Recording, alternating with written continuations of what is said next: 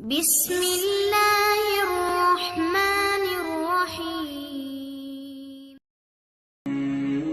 حضرت ابو ہریرہ رضی اللہ عنہ بیان کرتے ہیں، رسول اللہ صلی اللہ علیہ وآلہ وسلم نے فرمایا، ایسے فتنوں کے آنے سے پہلے نیک اعمال کرنے میں جلدی کر لو جو تاریک رات کے ٹکڑوں کی طرح ہوں گے۔